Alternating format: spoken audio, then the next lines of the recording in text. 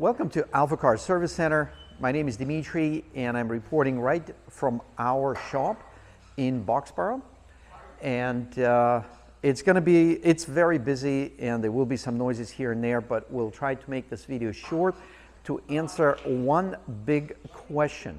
And the question is, if my vehicle rusts, if my vehicle has rust, if there's already penetrating rust, if it looks kind of ugly, should I do anything about it, or should I just let it rust further? So those are two very good options, and one of them may apply better to your vehicle, and for that you need to do the underbody rust evaluation. And based on that, you can make a decision, is this something you should call it a day, and we've seen those vehicles, or there's actually some work can be done, and what kind of work can be done to get the best return on your investment. Because when you're doing the work, whether you're doing it yourself or paying someone to do the work, it is an investment. And then what do you get out of your investment? And those are the questions that your service facility should be able to answer that for you. And certainly if you are one of our AlphaCars customers or would like to become one, we can help you with that. So once we receive the vehicle, obviously we do a very, very thorough inspection. It's not just looking at rust, because by looking at it, you can just confirm, yes, the vehicle has rust. But what we do is some of the vehicles have known areas of where the rust really does more damage, and seeing those vehicles time after time just confirms that yes, if those areas were protected when the vehicle was new, or at least years before the time we get to see the vehicle, you can reduce amount of damage that the rust caused on your vehicle. We're going to look at this Lexus. We already know what the treatment plan would be, and this Lexus LX470, which is a gorgeous vehicle, and this one has close to 200,000 miles. Actually, it has more than 200,000 miles. And we all know that it can most likely get another 200,000 miles if the frame and the unibody can keep going. Mechanically, these vehicles almost impossible to kill or wear out. So we're going to be looking at the underbody right here with you. And by the way, Ian runs the camera. Thank you very much, Ian. And we're going to take a walk under this vehicle, and then I will provide you comments on what we have seen here. So this vehicle, I would call it, it's a borderline, but it's still on the side of the somewhat structural integrity. That's what we're looking for. Is the structural integrity jeopardized to the point that the vehicle is unsafe? And if that's the case, what would it take to bring it back to that structural integrity that allows it to be on the road? So over here we see a lot of rust damage, a lot. So pretty much everywhere you see, you're going to see rust, which by itself is not the end of the world, because if the rust has surface rust like this, you know, there's still a lot of metal. And this is something we also verify by going on the inside. This is nice and smooth. So whatever we see for rust damage here, that's what it is. But there are other areas on cars like frame rails, and those actually, whatever you see on the outside, that is a part of the story, and a very little innocent part of the story. Most of the damage happens from inside and will work itself from inside, and then it weakens the metal. So for these types of areas, we need to knock it down, and by the type of the sound, we can tell if this is a suspected area we need to investigate further. So this is what we've done on this vehicle, and while it exhibits a lot of surface rust, we've confirmed that the frame is actually still structurally sound. The other areas we look at are brake lines and fuel lines. So on this particular vehicle, they are still in good shape. Sometimes we'll look at them like 4Runners and FJ Cruisers. They don't have this fancy coating, and they're usually gone by now. They're completely gone.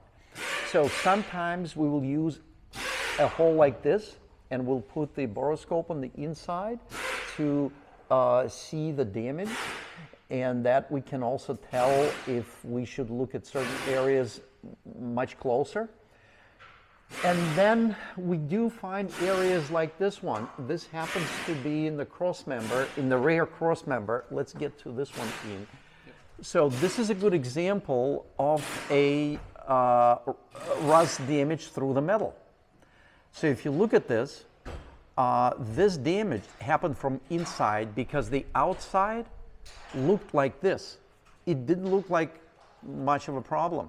But then when we put our hand in there, over here, it looks pretty good. Like you can still feel smooth metal, but over here, it didn't feel good at all. So we start knocking down on this door, and sure enough, the door just caved in.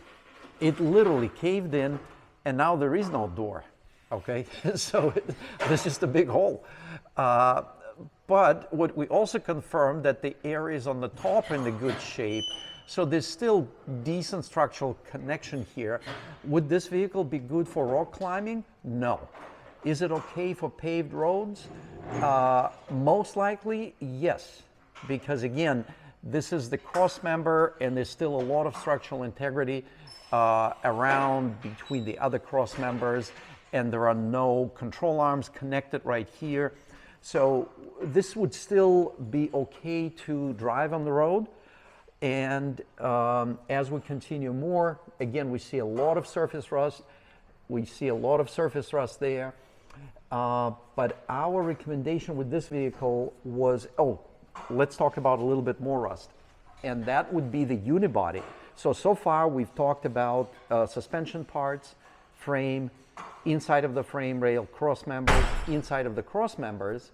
But we all know that there is a unibody. So the unibody is bolted to the frame, and while unibody technically is not, well, it is structural component, but outside of the frame, it has other structural tasks. And then there are parts of the unibody that don't have structural tasks. So right here, we're looking at a nice little innocent hole in the lower part of the, there it is. There's not much structural integrity to this. But that happens to be the lower part of the quarter panel and the inside of the wheel well, the very tip of it. So what our recommendation for this vehicle, again, there's a budget we're working within. This one has a little bit more damage. You can see that right there. And again, right here, you can see what caused the damage. It's the sand. It's the sand that goes in there. And if I look on the inside, you can tell there was absolutely no protection in that enclosed area. So, and here's the sand. Look at that. So condensation soaks into the sand, doesn't dry up, and it causes more and more and more rust, and there it is again. Are these structural components? No, they're not. Should they be repaired? Absolutely. Can customers schedule that at some point? Absolutely. Does it have to be done like ASAP? No, it doesn't, but it should absolutely be done. So our goal, our next step here is to extend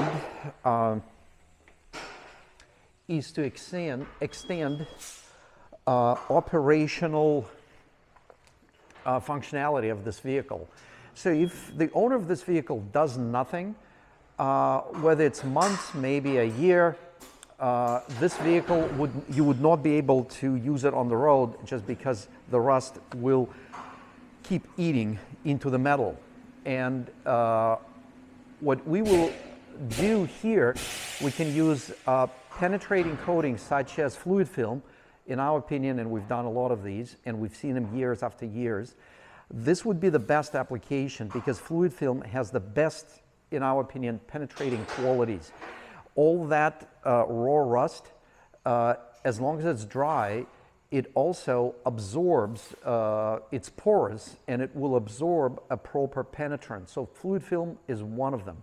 New Hampshire oil is okay, but for this type of vehicle, the fluid film is much, much better. both New Hampshire oil and fluid film and some other similar products. Many of them have product available as clear or as black. And a black one makes you, the vehicle owner, and sometimes us, feel better because you spray it and it looks like, wow, this is almost new. We actually don't recommend it to our customers because while it makes a prettier side, but you don't see what happens under the coating as good as if you used transparent clear fluid film. So that's what we will do on this vehicle. We would first go through, I just use my hands. We obviously will use proper tools. We have all kinds of hooks and shaped scrapers so we can get in different areas. And we're going to remove as much layers of rust as humanly possible within allocated time, because again, you can keep doing it and spend hours and hours, but you need to pick a balanced approach where your return on investment is the most.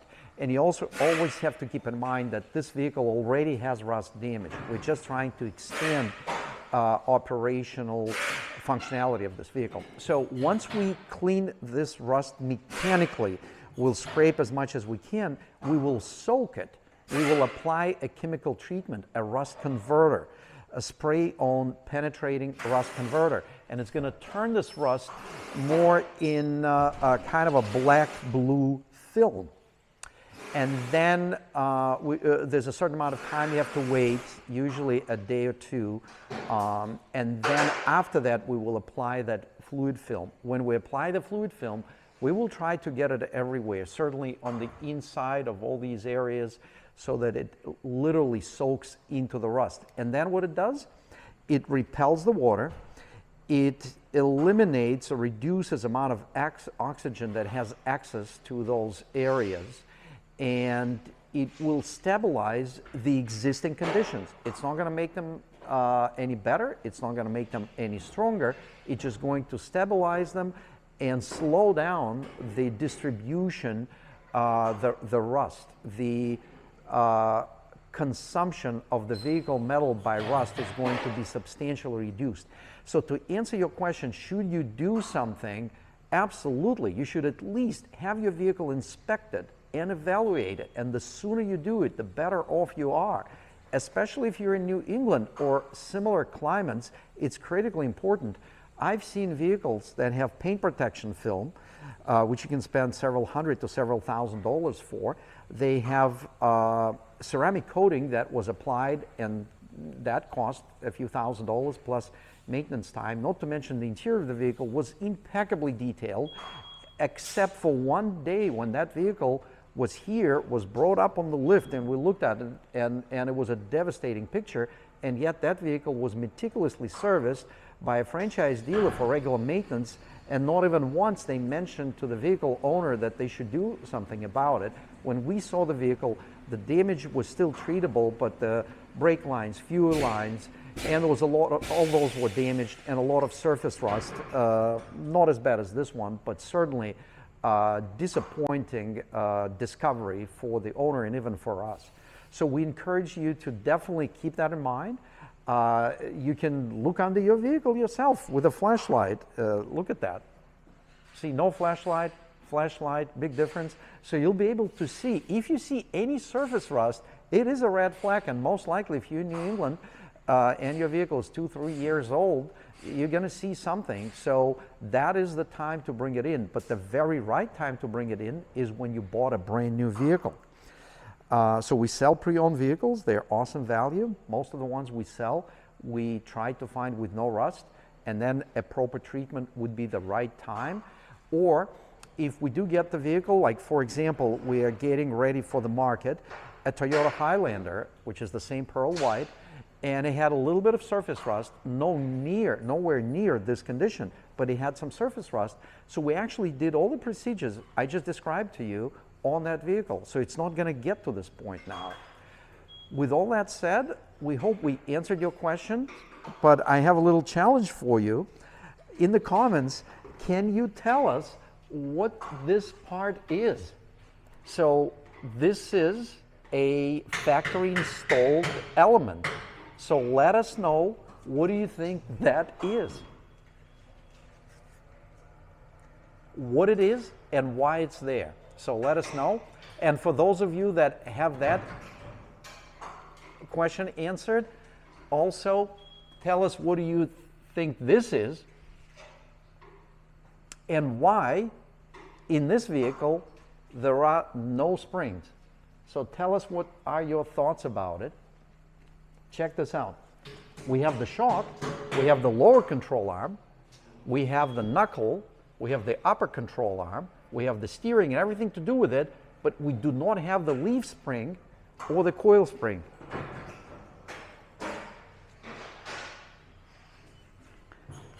So with that little challenge in your hand, we want to thank you for watching this video. Please consider sharing, subscribing, and please let us know which videos you like the best by simply clicking that like button. Thanks for watching, and Ian, thanks for running that camera.